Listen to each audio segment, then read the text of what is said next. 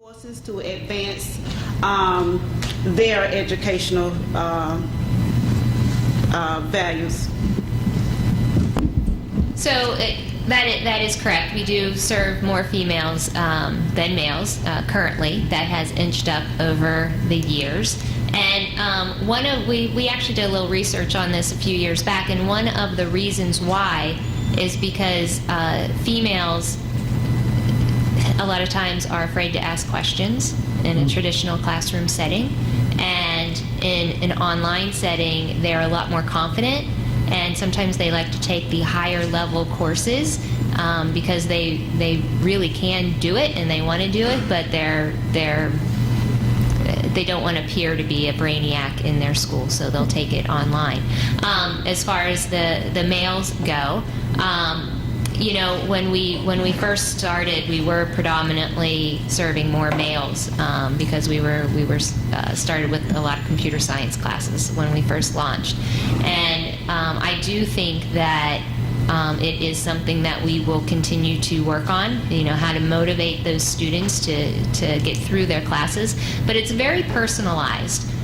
You know, the teachers are working with those students every single day in a one-to-one type of environment. So what motivates one student might not be what motivates another student, and because it is so personalized, the teachers know, you know, what that trigger is for that individual student.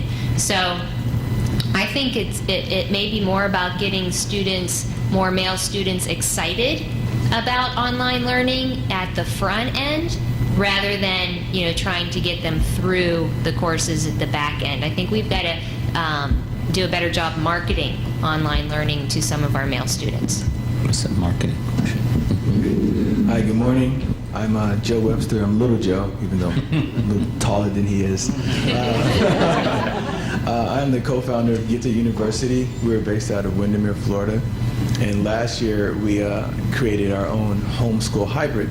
So we use the Florida Virtual School curriculum, and it's done really well in our school. And we also, like Bookman was talking about earlier, had to add a few reading camps to make sure that they were prepared.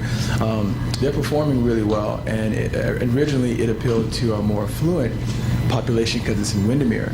But now we're starting to see a lot more underserved families attracted to our homeschool program because we use Florida Virtual, which is a really great thing. So the main question that I keep getting as we get closer to fall enrollment is how are homeschool students that use Florida Virtual performing in college versus those in public school or private school? So I would love to have that data. So if we can figure out a way to get it, we do know we're going to get it. You get it? Yes. Okay. But we do know that we have many homeschool students who complete their high school requirements, you know, or a portion of them. They'll take some of them through Florida Virtual School, but then they will also already have their AA through their local community college at the same time. So we have many home education students who are, you know, when they're 18, are already in their second and third year of college. So we've seen some good success there. But a very important I don't question. have the data, but I would love to have it. A very important question. Over here. Hi, I'm Margaret Franklin, Franklin Academy. My students have used virtual. We're 22 years old in the Leon County. I get the students that are 2 grade levels behind in reading, writing, and math. The public school counselors call me and says, Ms. Franklin, do you have another one? So I serve as a helpmate to the public schools. And my question, because the students are coming in already from the school system that are at least 2 grade levels behind in reading and math, for my kids to complete a virtual math or English or science class, I'm having to have a reading coach or a math coach sit there with them to be able to get through those sessions. So one of the reasons that the scores are so low with the minorities, because a lot of them don't have the reading ability that they need to be able to complete the course online, you know, because no one can sit there with them all day. A parent is not going to sit all day. A coach is not going to sit all day for them to complete the program. So they get halfway through the virtual, then they drop out. Then I see a withdrawal notice is what we're going through. So my question is, will Is there something that your department can do as far as maybe once a week or every 2 weeks? They have coaches that would actually come in and help to do the preliminary basic reading so that the kids can be successful, the minorities can be successful that are at least 2 grade levels behind if they want to do an online course, because that's what we're dealing with. So I'm actually going to ask Ryan or Jamindo if you've run into this issue in some of the other districts that you work with, and they're telling me that they have. So if you would like to come talk to them after the panel, that would be great. Thank you. Thank you. Thank you. We have one more. I teach virtual school for Leon. Can we come back to that question? I just want to respond to questions. A response. Right. Yeah. Okay, I'm sorry. Go ahead. I teach virtual school in Leon County, and so I sometimes have students who are behind in reading and have difficulty understanding. But a lot of teachers, myself included, I've tutored students and met them places and tutored them and helped them to understand. So a lot of the virtual school teachers will take upon that responsibility to help the students understand when they don't. So I've met students all over Leon County at the libraries, the different branches, to help them if they're behind in reading. Mr. President. As a strategy to help improve reading, something that I did with my own children, closed caption TV, turn the sound down. I say you can watch whatever you want to watch as long as it's closed caption.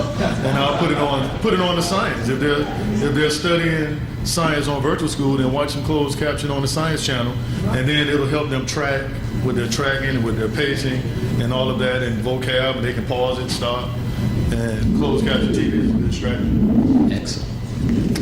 Hi, my name is William Tucker. I'm a retired professor from FAMU. And I've often wondered why prisons are not the best schools or the biggest schools we've got in the state. We spend so much money incarcerating people. Everybody should get out with all kinds of education and degrees.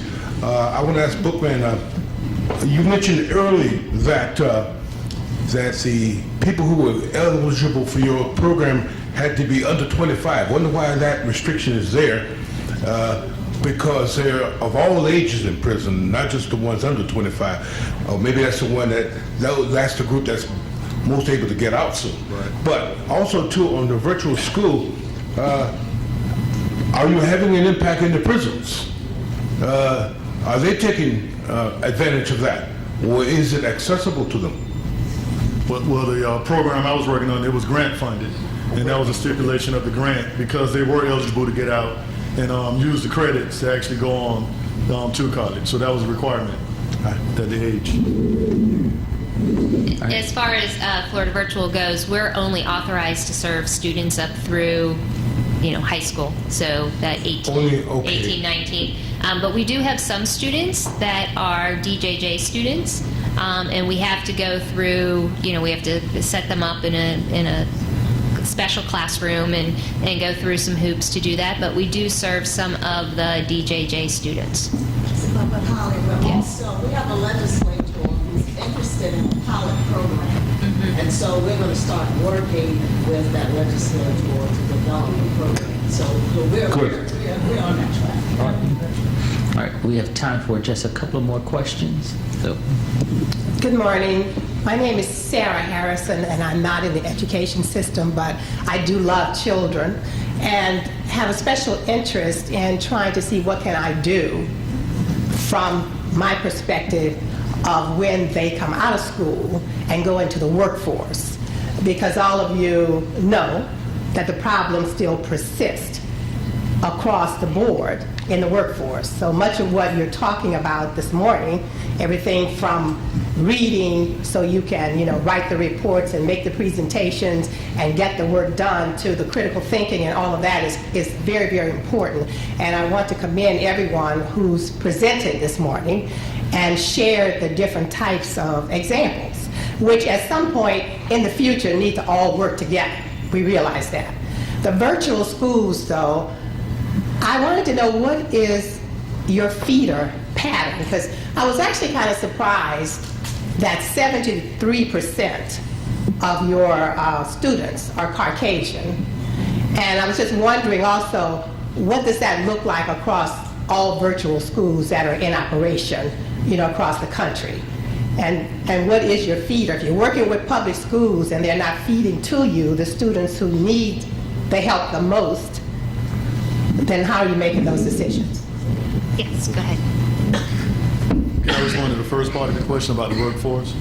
I also think we need to have adult book clubs, as well as an extension. There were some sisters out in California, they were trying to celebrate, a book that they finished, and they ended up, being discriminated against, and they won $11 million, a discrimination lawsuit. But I think we need an adult book club so we can, show the children. And one thing I'm reminded of is, Sunday school.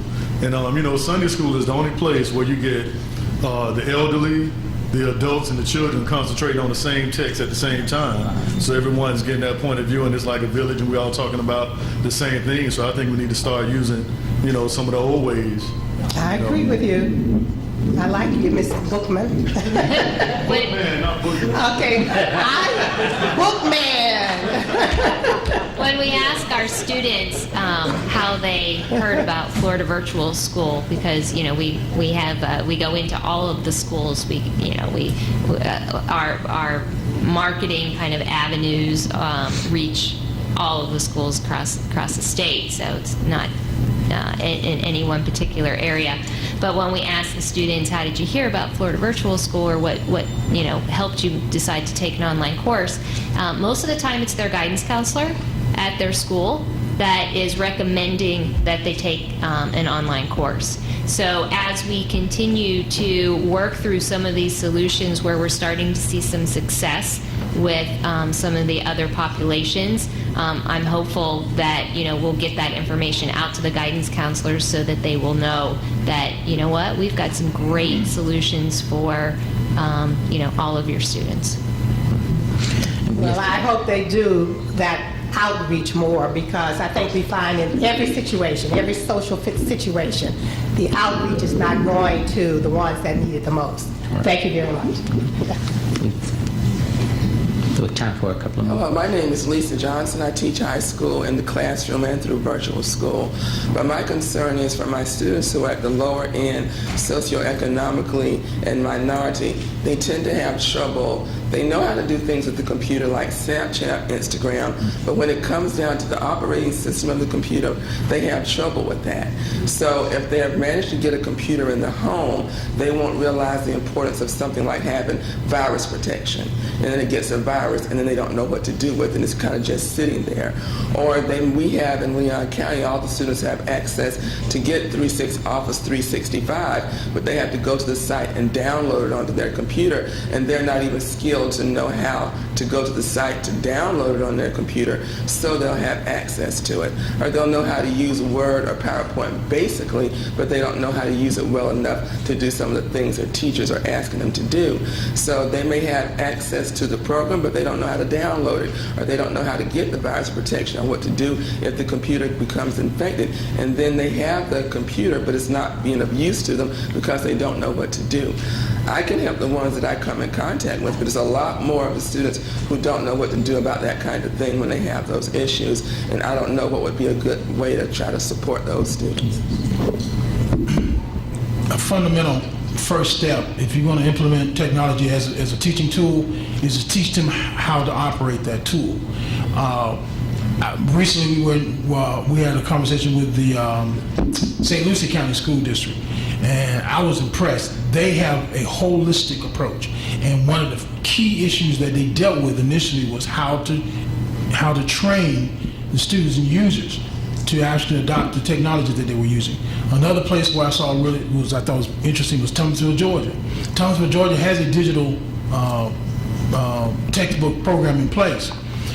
And they maintain a library of tablets, but they also teach the students how to maintain not only the physical tablets, but how to operate the software on those tablets. No, but what you're saying has to be a systemic effort. It can't just happen by accident. And I'll just quickly add on. When we work with schools that have labs, that is a great first exposure for students, and it gives them that additional support on learning some of those fundamentals, because they'll have a lab facilitator right there, and they'll they'll get through some of that through using some of that grit and perseverance that they learn as part of the entire course. We also have a help desk. Students can call and they can get that assistance. Although I know that sometimes students like to have somebody right there. So a lot of times there'll be resources in their school that can help them work through some of that also. All right. And Leon County has courses. Leon County Libraries, has courses as well. If you can direct students to. Yep. Dr. Webster. Yeah, I'm going to do one quick comment, and she has an even quicker comment. Social action move. Dr. Tucker mentioned about the prison and perhaps learning and teaching in prison. The prison is not only a captive audience, it's a captured audience. It's a captured audience. And so from a social active perspective, if we really want to have them teach in the prisons, we have to start making that happen. But they're there for a reason. It's a captured audience of people taken out of the workforce by the system. And so they're not there to learn. They're not there to be rehabilitated. It's a captured audience. But a social action piece, we can change it into a captive audience and make something productive come out of it.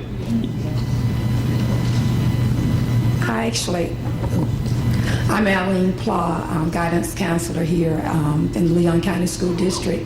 And I have a couple of comments and a question for the virtual school person. Ms. Holly, is that right?